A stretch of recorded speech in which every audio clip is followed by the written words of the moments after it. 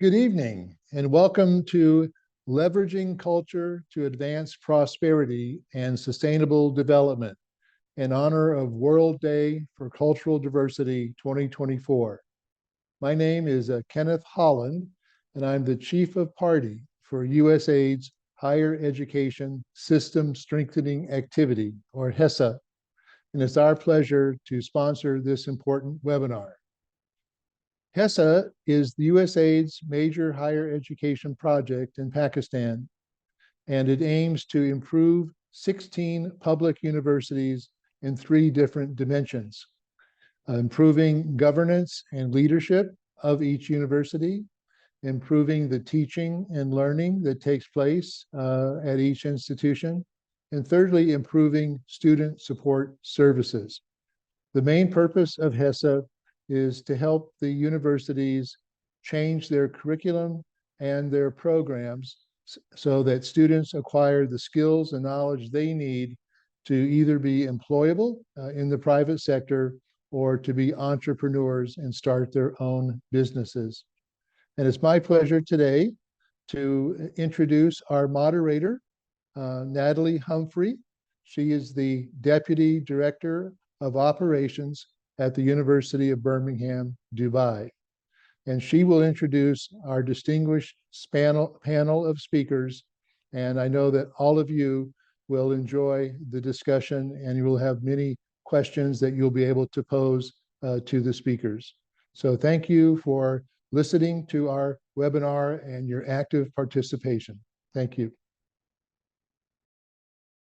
So I've got 4 panel members joining me today. I'm going to make sure that I get all of their names right. So I've got Dr. Scott McAward from the University of Utah, who will also be providing us with a keynote once we get going. I've got Dr. Tanvir Fatima Miano from Sindh Agriculture University in Tandajam. I've also got Dr. Mohammed Nasser Malik from University of Engineering and Technology in Lahore, and Dr. Hussein Ali from Abdul Wali Khan University, Mardan. So quite an esteemed panel. And I am Natalie Humphrey, and I'm Deputy Director of the University of Birmingham at the Dubai campus. So quite an esteemed panel. Might not necessarily consider myself within that grouping, but definitely my panel members. So what I'm going to do is hand over to Scott, who's going to start us off with his keynote speech, and then we'll get going with the panel discussion. So over to you, Scott. Thank you so much, Natalie. I am going to try my hand to make sure that I can get this sharing properly. And if I could just thank you so much, Natalie. Good. I was going to say good morning, but it is actually good afternoon for many of our attendees. My name is Dr. Scott McAward. I am the Executive Director at the University Counseling Center here at the University of Utah, Salt Lake City, and that's where I'm joining you from this morning here. And I had the privilege last summer to join the program there in Pakistan when I visited the annual summit. So I really appreciate being invited back. A little bit about myself and my background. I have been at the University of Utah for 20 years. My training is a licensed psychologist, so I primarily work in the mental health and student support area on our campus here. And although currently I serve in the counseling center role, for 14 years, I served in our Center for Discipline Access and did a lot of work around disability. One of the reasons why I wanted to share that piece is the information that I want to talk about this morning really centers on the concept of disability and how it ties into diversity and how it ties into culture. And so with that, I will go ahead and get started. And I do believe, Natalie, that the Q&A panel or attendees can ask any time, but you'll moderate that for us. Thank you so much. I wonder if it would be good for us to take any questions related to your talk at the end before we start the panel discussion. Absolutely. Yeah. Yep, absolutely. Thank you so much. So I'd like to start off with this quote by Margaret Mead, and that is, if we are to achieve a richer culture, we must weave one in which each diverse human gift will find a fitting place. And I like to start with this as the overarching piece around how the work that we do, in our professional lives and our personal lives, culture is really an overarching drive of who we are. And when we think about identity and we think about the pieces that make up who we are, who those people that we work with are, the idea that we're very intersectional in process. And that means that we have multiple aspects of our identity. And so while I may identify as a psychologist, as an educator, I'm also a father, I'm also a spouse. I identify as a white American. Those sort of pieces of my identity really are additive, and our identities can change over time. And my particular intersectionality of the pieces in the identity of who I am really make up the unique part of who I am. One of the things when we think about identities, and each of us here on this panel probably have the first things that come to mind when we think about culture, when we think about identity, when we think about who we are. But oftentimes, what is overlooked is the idea of disability or different abilities that we have, and that is often overlooked component of equity, diversity, and inclusion work. So I'm hoping to spend a little bit of time before kind of opening up to the rest of the panel to really kind of dive in a little bit to the lens of disability and how disability might be viewed. And I kind of want to use the framework of what's called models of disability. And the models of disability are really ways that we think about several things. So let me kind of go over a little bit more of what I mean about a model of disability. And then I want to step through kind of starting with kind of perhaps the older or the more established idea of disability, and move to some more modern, as well as some more models that integrate into culture. So when we think about a model of disability, it really thinks about a few things. One, that there's a paradigm that we view disability, and it's really based on our perceptions, beliefs, our lived experiences, and our culture. Models of disability also recognize that disability is a social construction and that it shifts over time, and it's influenced by our political ideology, our economic conditions, our cultural values. So a model really talks about how the disability is viewed, and that there's a variety of models, and each model interprets contributions of biological, psychological, and social factors differently. And so each of these models kind of take a look at one of these three areas, and that is what the problem of the disability is the first kind of component of that. And that really talks about where's the problem reside, okay, or what the problem is. The second is who holds the problem. So that could be individual or other factors. And then the third piece of a disability model is how to best address the problem. So it defines what the problem is, where the problem exists or resides, and how to address the problem. And the overarching, the big circle there is one of the components that really influences how we view disability and how we view disability identity, and that's culture. So I want to start with the moral model. And when I step through these, I'd like you to kind of reflect on how your own experiences, your own culture, your own identity influences how you think about disability. And again, I'm going to start with the model that tends to have been identified as one of the older kind of ways, not older, the oldest kind of understanding of a model. And that's the moral model. And the moral model, again, the model is going to identify what is the cause, where the problem exists. A moral model of disability really identifies that disability is caused by a moral lapse or sin. And that since defects were caused by sins from individuals, it's up to the individual to cure themselves. And so many cultures believe that disability was in some ways God's or a higher power's punishment or the work of the devil. In others, other cultures, individual disabilities must have done something wrong. And so when we think about the moral model, many cultures believe, oftentimes disabilities are accompanied by shame for the individual and the family. And this model is often sometimes used to deny assistance or access. The second model is the medical model of disability. And this begins to kind of bring up the idea that there is this idea of what is normal. There is this idea of what is the average person. And then any deviation from this average means that there's an abnormality. There's something deviant, something needs to be corrected in order to be acceptable. So in this model, disability is considered a public health issue, and that means that treatment needs to happen in institutions. Now, the moral model talks about some of the causes, talks about how perhaps the person did something wrong, there's shame. In the medical model, the problem resides in the individual. And so therefore, because the disability is inherently abnormal, it must be cured.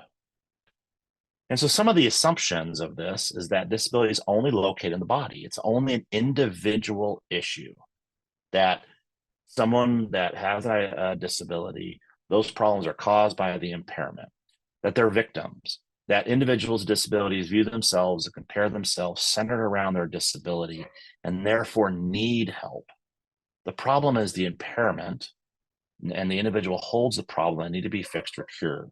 So the medical model says the disability is only individual, it resides with the individual, and it must be cured. This moves on to more of the functional limitations model. And this is kind of moving a little away from the medical model. It continues to have that deviation from norm, and it continues to have that goal that the individual needs to be returned to normal. It does begin to recognize that part of a disability is the interaction with the environment. And that, however, it's solely focused on fixing the person. And so the functional eliminations model, since it's really focused on the impact of the disability, really does not acknowledge cultural, contextual, and environmental factors. And it's generally dichotomous. You either have a disability or you don't. And some of the issues of the functional limitation model is it really ignores the effects of the environment. We'll talk a little bit more about that in a second. Power and control are placed in professionals because the functional limitations model continues to say that there is something wrong and needs to be cured. Really, who drives that is the professionals. And it also socializes individual disabilities that they are inferior. It does not value individual differences. So going back to that quote I started with, it really doesn't take a look at how these pieces of our identity really kind of fit in and be valued. It also overly focuses on causes. So it thinks about you have A, therefore you are B. Okay? And then moving to the social model, which is something that there's a couple of different names for it. But the social model of disability really began to develop as the alternative to the medical and functional limitations model. And Barnes in 1991 defines disabilities as the loss or limitation of opportunities to take part in the normal life of the community on an equal level with others due to physical and social barriers. And so when you read that, you notice that begins the discussion that the challenge or the barrier is really the loss of full participation. It also recognizes that disability is socially constructed. So we have a perception based on our culture, based on our society, based on our beliefs of what is a disability, and that meaning is based on that. It also emphasizes that disability is located in the environment rather than the individual's body, and that individuals are disabled only in specific settings. So for instance, if I am an individual that uses a wheelchair and I am entering into a building that has ramps and has elevators and has wide enough doors, does a disability exist for me in the same way if I was approaching a building that didn't have those features? And so the social model really recognizes the places the idea of disability within that context.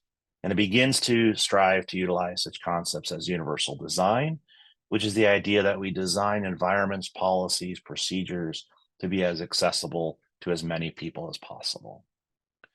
I'm going to go very quickly over these next few ones because I do want to have time for my colleagues. The minority group or the social political model kind of expands this idea of the social model. And here in the US, this really grew out of disability rights movements in the 1970s. And it really kind of, again, recognizes that individual with disabilities really have shared experiences of oppression, alienation, and discrimination, and really emphasizes that disability is not a personal defect. And again, it talks about the difference between a impairment and a disability. The disability is the interaction of the condition between the individual and the environment. And it really recognizes that one of the most disabling factors is societal attitudes. Negative attitudes are a major cause of the barriers, whether that is from a legal, political, personal perspective. Okay. And thinking quickly and talking about just identifying really fast the social justice or ableist or disability oppression model really again tries to go take this to the next level and really try to understand how that intersectionality plays in with our environment and also impacts individuals with disability. So just a quick, I know that was a lot of information, and I welcome to take some questions here when it's the appropriate time. Just a few kind of quick little rundown. The different models I talked about, the moral model and the idea that disability is a result of sin or having done something wrong. The medical model, that disability is a result of being sick and should be cured. Functional limitations, that these are limitations that can be overcome, and the goal is to return to what is, quote, normal. The social model, which is disability is located in the environment and results in loss of opportunity, which really begins to weave in the concept of intersectionality and culture. And the minority group and critical disability theory and social justice, that again begins to really think about how does the disability interact between environment, impacts of prejudice, impacts of culture, and those sort of pieces. And so finally, just a few questions for all of us to think about. And this is certainly gonna vary depending on where you are. What model of disability is most prevalent in your area, in the work you do, in your campus? What model do you think should be the most prevalent when you think about inclusion, when you think about accessibility? And what are the challenges to move to a new model if needed? Okay. All right, Natalie, I'm going to kind of pause because I think my time is up, and I'm going to stop sharing my screen and turn it over to you and the rest of the panelists. Thank you so much, Scott. What an interesting talk. I've worked as a disability officer myself in the past and came up through the ranks of a disability service into my role. And all the time, the only two models we ever spoke about was medical and social.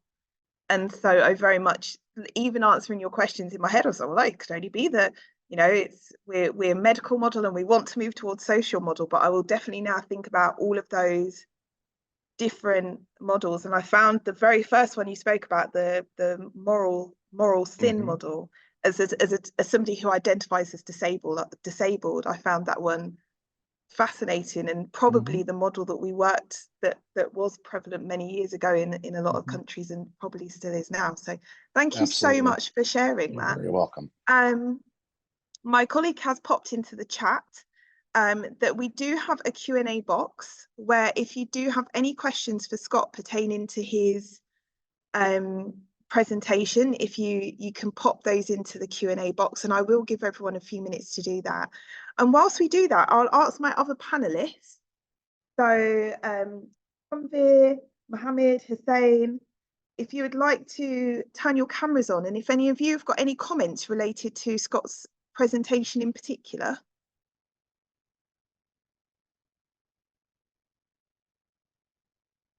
Yeah, I would like to say or comment on this presentation that in our university, we have also disabled students, especially the students who are not able to see.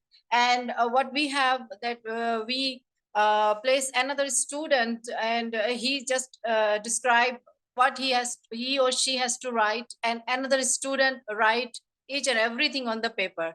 So this is the model we follow, because we give preferences that one of the student, and beside that, the student who is disabled, his sister, brother, or uncle, or a friend, they can sit beside them and they can write the paper on behalf of them.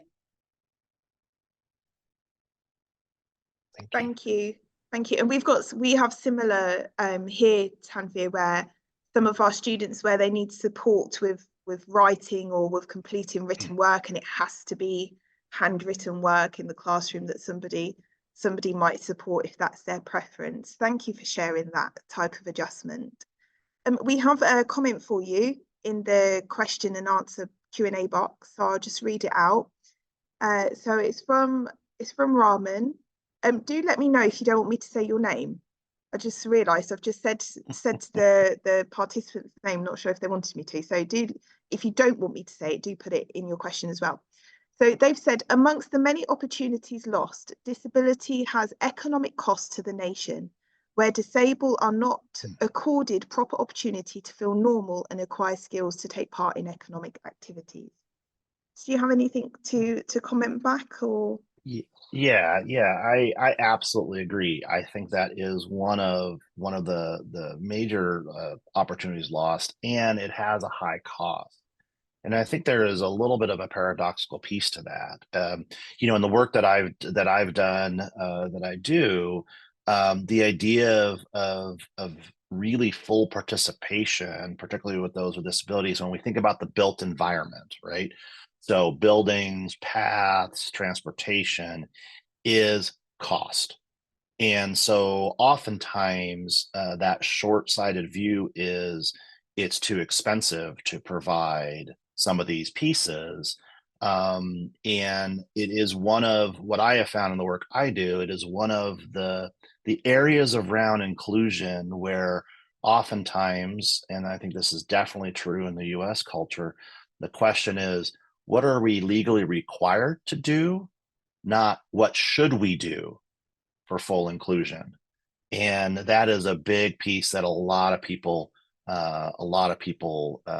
experience. So thank you for sharing that comment. Yeah, and I very, very similar to you. I worked my previous role before I moved to Dubai, which is obviously quite a young city. I worked in central London, so we had lots of what they call listed buildings. So we were not required to adapt them because they were listed buildings. And obviously everyone, when you say, well, we need to think about adaptation, the assumption was we meant stairs. It was always the assumption that we meant stairs, and that we were talking about needing to make it accessible for a user of a wheelchair, which is often the smallest population of the disabled community that we're talking about. And often what we meant was, actually, no, we need to put in hearing loops for our hearing impaired students, or we need to think about putting in a different type of heating system because we've got students that can't regulate temperature. It was often stuff like that actually was quite affordable and quite doable to a listed building, but the automatic reaction was that no, absolutely not legally required to, it's listed, was always the automatic reaction. And I'm sure, I'm assuming we've got many participants here who are from Pakistan, where there might be many buildings that are quite historic, quite old, where the need to make adaptations to them would sort of get people's, sorry to use a very British phrase, but get people's backs up and immediately make them think of the answer no. How, when you do come across, we've got an answer in the chat, but with a question in the chat, but when you do come across people, that conversation, Scott, where people say, well, we don't have to because we're not legally obliged to, how do you challenge that? I like to really think about or challenge or ask somebody that, or in those dialogues, to substitute another identity or something that's important to them, right? So, and I do want to broaden out from just physical disabilities, right? And Natalie, you bring up like temperature regulation. We have sensory pieces. We have all sorts of different pieces. And when someone says, well, it's too expensive or there's not enough, what are we legally required to do? I say, think about another identity that you feel that you do a lot of work to include. Substitute that identity. Would you say the same thing? Would I say that it's too expensive to include here in the U.S., particular first generation college students, right? Is it too expensive to provide services to that population? And that begins to kind of change that and really challenge, because as you said, I think about these different models, but we also place ourselves in our own perceptions in those models. So while perhaps a campus might make efforts to be more in the socio-political model, many individuals might still have some of those cultural pieces around the moral model, around those different models. And so I like to to challenge putting in different identities into that conversation to have them reflect on that piece. Brilliant. Thank you. Thank you for the pro tip. So I'm going to invite, we don't have any more questions in the Q&A, so I'm going to invite our other panelists. So Dr. Tanvir Fatima Miano from Sindh Agriculture University, Tandajam, Dr. Mohammed Nasir Malik, University of Engineering and Technology, Lahore. Where are you? There we are. Thank you. And Dr. Hussein Ali from Abdul Wali Khan University, Mardan. You there? Hey, thank you all for coming back onto the screen. So we're going to open our panel discussion now. We've still got the Q&A box, so do pop your questions in there. I've got a few pre-prepared questions to get the conversation started and going for us. But if I see any questions coming into the chat from our participants, I will deviate away from my questions and pick that question up from the chat so that all of our participants get an opportunity.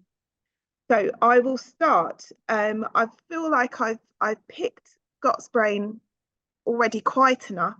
So I'm going to move on to the question, and I might come back to you, Scott, so don't rest easy. And I'm going to head over to Dr. Tanvir. So I've got a question for you. So Scott mentioned in his talk about intersectionality and about the different ways in which we identify. And one of the common ways that we often identify is with our ethnic culture or with our country of origin. And I've got a question that I think is a bit controversial, others might disagree, which is around the idea of studying in your home country and this idea about sort of bringing your culture with you or learning from another culture. So do you think from your experience, and I can see from your background that you've studied in other countries and participate in higher education and journalism in other countries. So do you think the idea of studying in your home country is an outdated one? Do you think we should be looking further afield and using our cultural leverage to sort of give us more global experiences and global sort of touch points? I'm just sharing the concern about, like you mentioned it, about the outdated in our higher education teaching and learning about the diversity and the inclusivity in our policies and our education system were there. So yes, we feel that now we have the students and they are graduating from our institutions and they are moving to the other universities around the globe, and they have their own concerns over there. And we realize now that at least at the graduate level, we need to introduce some strategies and new innovative ideas about the international culture, and to orient our students about like the global citizenship and the opportunities they may avail when they went to the international universities for getting higher education and higher degrees. And about the outdated system in our education system, so we feel that like we are only realize that as the Professor Dr. Scott shared about vulnerability of the disabled students in our education system and in the teaching and learning here. So we feel that like we have some certain intersectionality about like the age and the gender, but we are actually silent. Our system is silent about the ethnicity were there, and some other minority enrolled students in our education system. So we need to move to the global citizenship initiative in our education system over there. Thank you so much for your answer. And I love that idea of global citizenship and creating global students or globally ready graduates. Which is an absolute brilliant segue to my question for Dr. Nasir. My question to you is, when I was reading your background, and do feel free to share it as you give your answer, it spoke, that you said that you had quite a bit of experience within industry before moving into academia.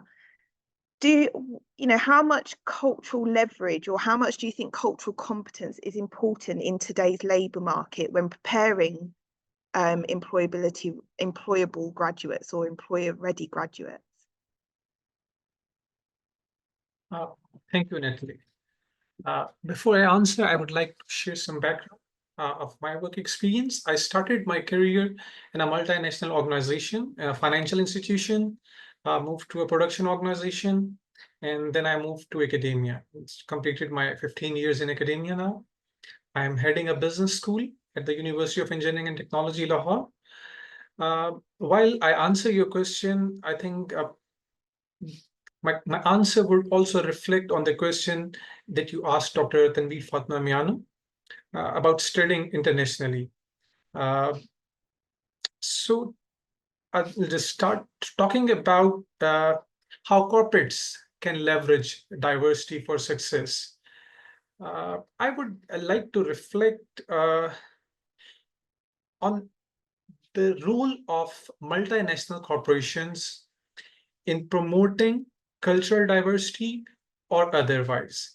So my opinion is that multinational organizations moving into multiple countries and interacting in multiple cultures have somehow created an environment that has resulted in loss of cultural diversity. I think Scott just picked a point on disability as one aspect of diversity or culture.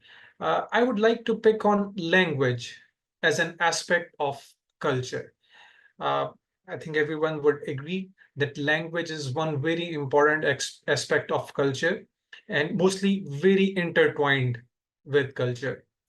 What my observation is over the years is that the corporates have pushed the societies towards uniform culture all over the world, in a way that when multinational corporates interact with an emerging market or with an underdeveloped economy, they need workforce from that culture precisely, and getting the workforce into the multinational system and having them able to work in a team that is working on a global level requires a single language. So I feel that these organizations are creating a very strong incentive for the cultures of indigenous of these emerging economies. They're creating a very strong incentive for the graduates to be able to communicate in one specific language, mostly English. And that specifically is resulting in a loss of connectivity with their own cultures for the students. So let me just put it this way. We talk about when we talk about the quality of universities or quality of business schools, students look at the university rankings, and universities ranking reflect a lot on employer perception and the average starting salaries of the graduates. And for a small economy, the highest paid employees, so to say, are the ones that are employed in MNCs, multinational corporations. These multinational corporations are providing an incentive system. They are providing employment structures that cannot be matched by the local small-sized organizations in an emerging economy. So what's happening is the universities are actually preparing the students. University ranking depends on preparing students to be employed in corporations that have higher starting salaries. And these organizations at a global scales tend, more often than not, they tend to be multinational giants. These multinational giants, in my opinion, the promotion systems, if once you enter into a MNC, if you are looking for global mobility, you have to be part of a global system. And using a single language in academia and in corporate actually reduces the cost of communication and team building for a multinational corporation.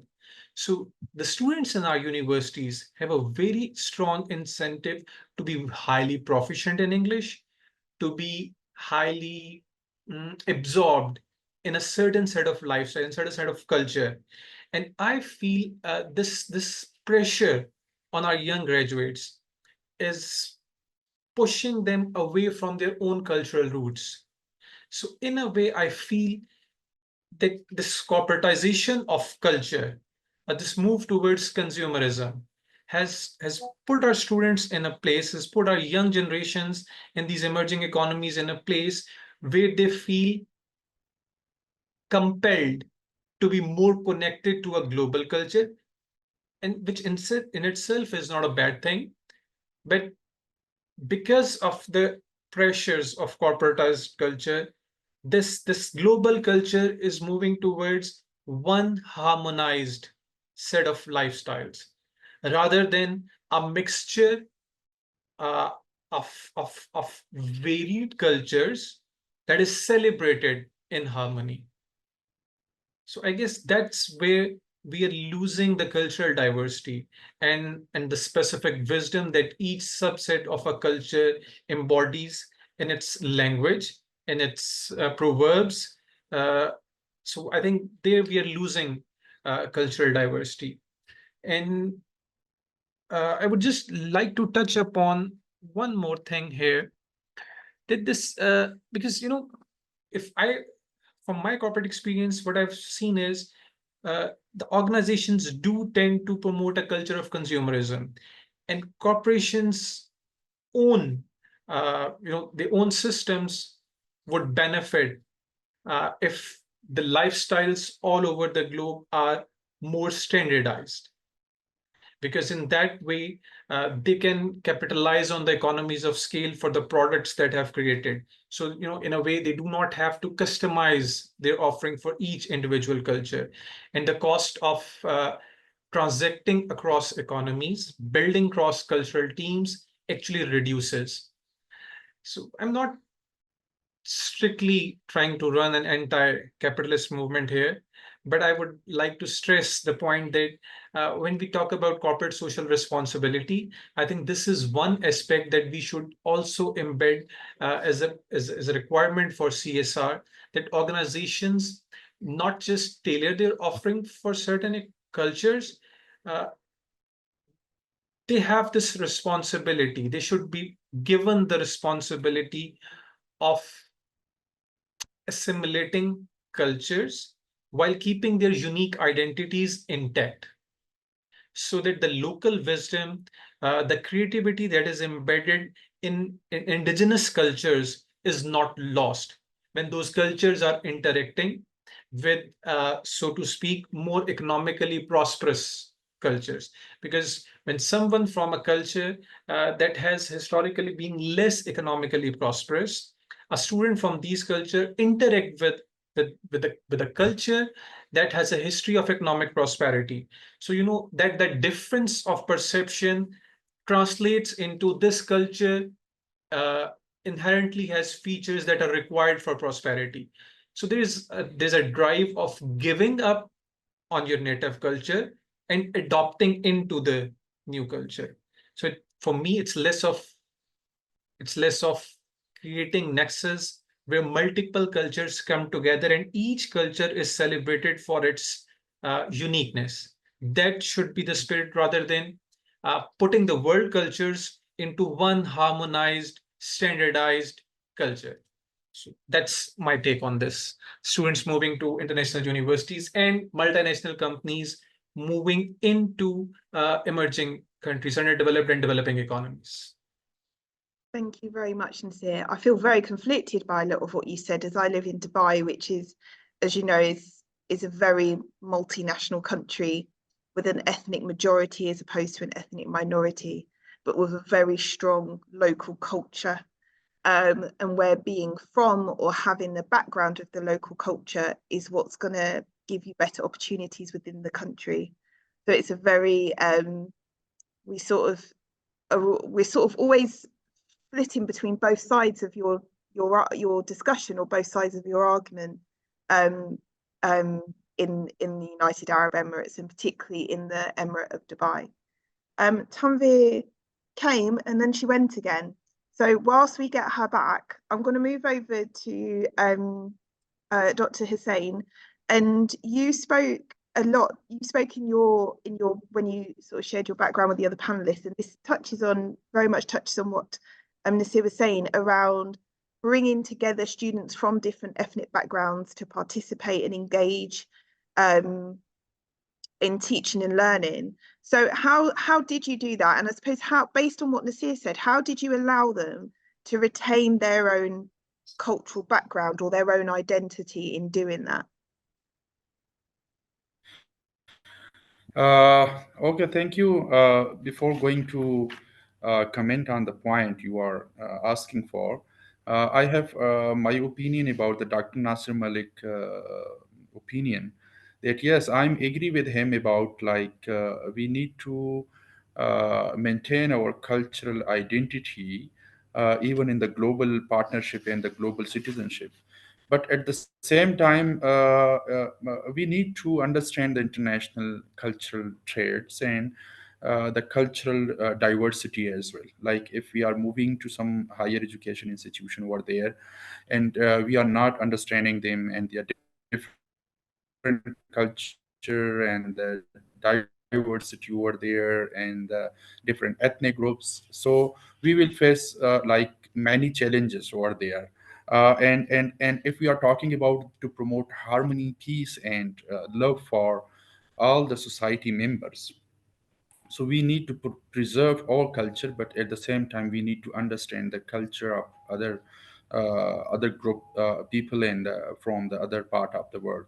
So this is my opinion, and I'm agree with Dr. Nasir Malik for his point of view. Now about the second point you are asking for, like engaging the student from different backgrounds in the classroom. I recently exercised with the students from like the different they have different geographical background. Some are from the mountains and from the far long rural areas, and at the same time in the class some are from the urban setting with the education. They are background from the private good teaching institutions over there. And in all classes we have like the students based on the gender. We have like the girls and the boys in the classroom, and sometimes we have some students enrolled from the different age categories. So in the teaching and learning, maintaining the diversity and inclusivity in the classroom, I personally doing a practice of engaging all the students from the different backgrounds with the different gender and the age categories by group work in the classroom, and involving them in the discussion and asking them about their what they are actually thinking and what they have knowledge about the phenomena we are going to discuss. And it is found it is not only an interactive exercise in the classroom, rather when the students are sharing their expressions about the activity and the exercise in the classroom, they share that like through this way we are not only engaged in the teaching and learning, rather we are also at the same time in the one group we are understanding like the students from with the gender perspective, like and The students, we are learning, sharing experiences from, like we have different geographical locations over there, and the students with the different age categories have different learning with their real life experiences. So it is found like they are happy with this, with exercise, and we need to move forward with such exercise in our teaching and learning to further strengthen to maintain the cultural diversity and understanding, and at the same time inclusivity in the teaching and learning as well. Thank you. Thank you so much for your answer. And what you said really reminded me, last November, I was in Islamabad for the HESSA conference, talking about making careers education accessible and how everybody focuses so much on an internship, but that's not always accessible for everybody.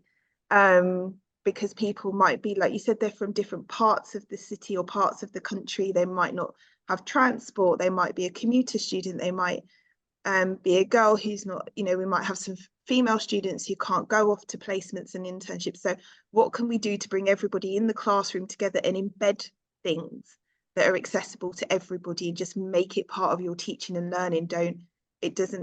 Just how do we just bring it into the classroom, because everyone's in the classroom? They might not be doing the extracurriculars all the time, but they're all in the classroom. I would like to say about the part one of my question. Well, I also got my education from Pakistan, so I would say that Pakistan education is not outdated. It's continually improving. It's continually improving and growing now, because I also got my graduation from the same university, and then I got my PhD and postdoc from other universities. So Pakistan's education is continually updating and improving, because you can see that in our education system, higher education, they have adopted a lot of the programs for capacity building, for improvement of the courses. Because if I look back, when I was studying, there were limited courses or subjects. Only limited subjects were taught. We didn't have any choice to take to select the courses from those. But nowadays, there is a wide range of majors offered to these students, and they are able to select from whichever the courses they like. So the education system has continually been improving. I really value her point around the idea that the education system within Pakistan is improving, it's developing, there's more opportunities, and there's a breadth of education on offer for students at university level. I'm just conscious of time, because I was meant to wrap this section up by 6 o'clock, and it is now 2 minutes to. Don't worry, panelists, I'm not going to ask you to do an answer within sort of 20 seconds. Please take your time and answer the question fully. So the question I was going to ask was, the idea of culture, when I thought about what do we mean by the title of leveraging culture, and for me that meant the idea of cultural competency, and this phrase cultural competency. So it's understanding your culture, being open to other, well, for me, it means understanding my own culture and the various cultures I come from, linking back to Scott's idea about intersectionality, and I know it was mentioned a couple of times by our panel members, and being open to understanding and integrating and being inclusive of other people's cultures and their identities, and being adaptable as well with that. So I wanted to put to the panel and please, interpret this question as you need to, but what do you think cultural competency, or your cultural value or your cultural wealth, what does that mean in today's society? And I'm going to give you 10 points if you can link it back to the idea of sustainability, as in our title for today. And again, sustainability can mean anything, can't it? It can mean financial sustainability, environmental sustainability, society sustainability. But what do you think in terms of what did today's title of the talk mean for you? And I'm going to go the opposite. I'm going to go to Scott first, because he spoke, we haven't heard from him for a while, and then we'll go that way. So Scott, over to you first. What did today's title mean for you? Wow, that's a lot of pressure. I have to be the first one to answer that.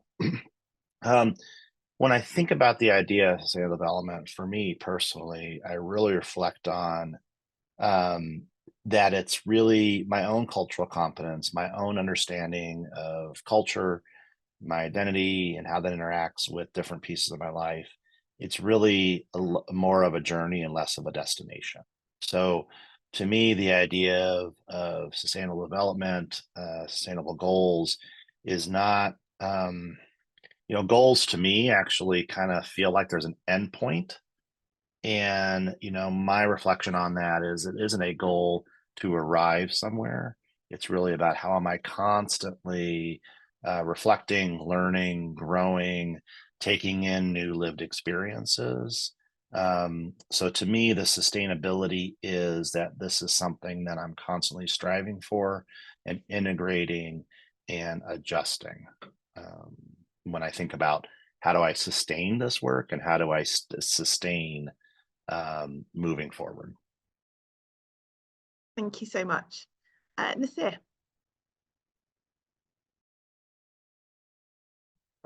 So yes, I'll agree with Scott in a sense that it's pretty much the same for me. When I heard of the topic and what I have to answer on this, I think understanding cultures is very important. But as I said earlier, I think retaining your own cultural identity, regardless of from what perspective we are talking about, retaining your own cultural identity and respecting and accepting others as they are. I think that's the way forward when we talk about celebrating cultural diversity for peace and development, and simultaneously retaining the local wisdom from your own culture. Leveraging the local wisdom from your own culture is extremely important in today's global environment. So I would stress on that for my students as well. Thank you so much. Well, today's discussion was very profitable and a very, diversified culture, and its education background is very important for all of us in a higher education system. Because when we are entering in our education system, we see different people from diverse group and diverse cultures. They are wearing different dresses, they are speaking different languages, they are eating different foods, and even their dance and music is totally different. So this is the way how we can harmonize our society, because they are entering into a platform where they are united. They are united, they have the strength, and they have the moral values for their culture. So I think for me, the culture competence is very important. And I totally agree that cultural diversity is one of the most crucial part of our education, and we should follow these things. And one of the things that in our university, in our Umarkot campus, that is the desert area, there our girls, they don't pay any kind of the fees, because the girls, most of the girls, they belong to Hindu religion, and we don't take any kind of the fees from them. They are free of cost. They are getting admission and getting education free of cost. I'm going to share about the sustainability in the as in the Sustainable Development Goals. The goal 4 is particularly targeting the inclusive and equitable quality education over there, and it is like talking about the inclusivity in the form of the age, as the Dr. Scott shared about the disability, and it is about the gender. And then in this, for sustainable development, if we are moving for equitable quality education, so we are moving, we need to focus on like the inclusivity for the safe and the non-violent, inclusive and effective learning environment in the higher education institutions. And like through I have some way forward for promoting the cultural diversity and inclusion in the teaching and learning. We need to promote, like the other colleagues share about, like particularly Dr. Nasir Malik, about the multicultural events and the celebrations in the institutions or there.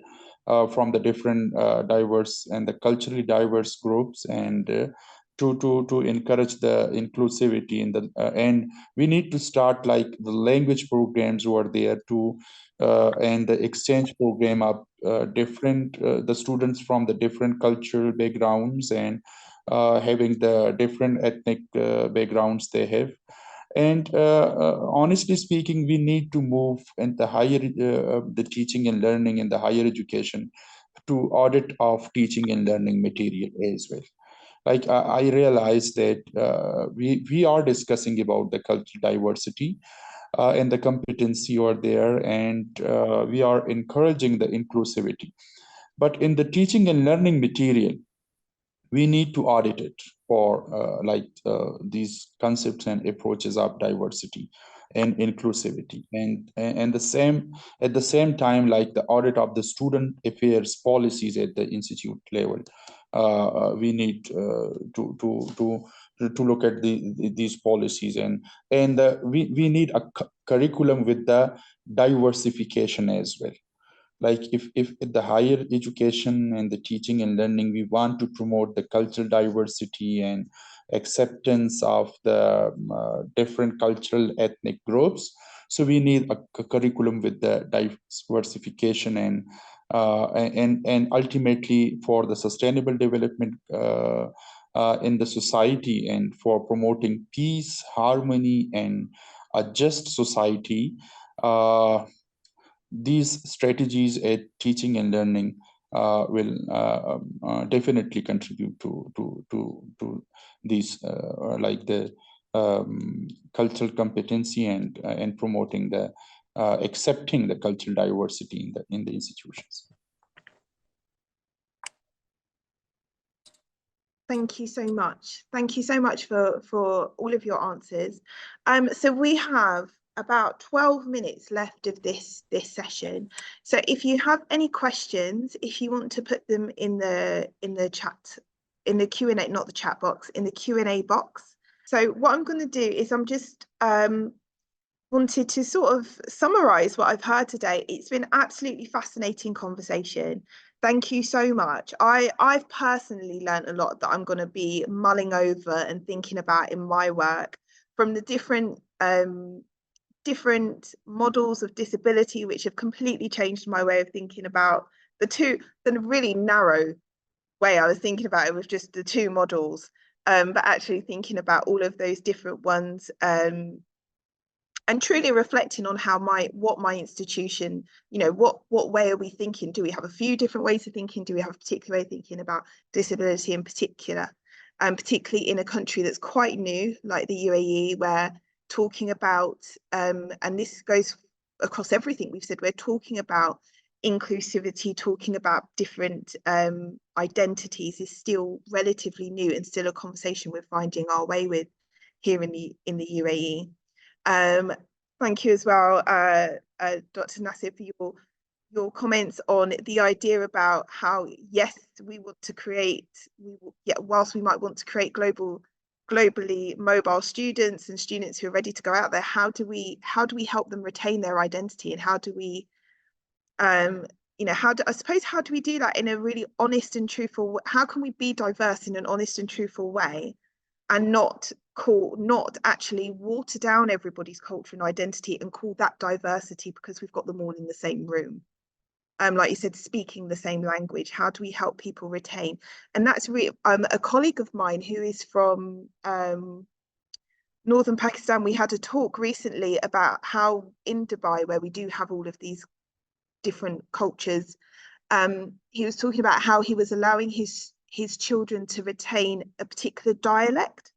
So when they're at home, they speak a very particular dialect at home, and in their home, that's what they speak. Outside of the house, he said, I don't care what they speak, but in the house, we communicate in that dialect, and that's how I'm protecting that language that not many people speak anymore, but is really precious to me. And I thought that was really interesting. And then Dr. Hussain talking about how, like you said, how do we bring it all into the classroom? How do we bring all of those theories of thought and practices into the classroom, ensuring that our teaching and learning is truly inclusive is truly diverse, thinking about all those different intersectionalities of identity, and then thinking about how that plays back into the goals and around the sustainability goals. So really thank you everybody for your time. No questions have popped into the chat. Dr. Scott, I saw you answered one in the chat, so thank you for that. I can see that my colleague has put a feedback form into the chat. So please do take time to provide feedback on today's conversation.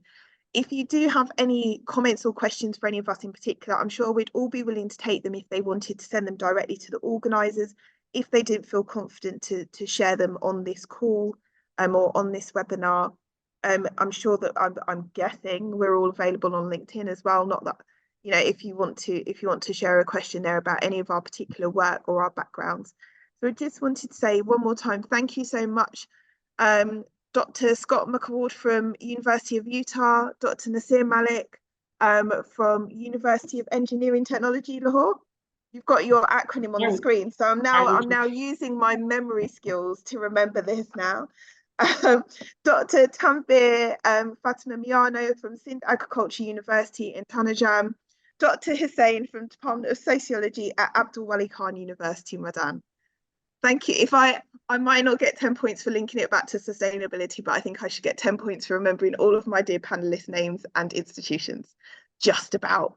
All right. Thank you so much, everybody, for your time, your attention, and I will call this webinar to a close. Thank you very much. Thank you. Thank you, Natalie. Thank you.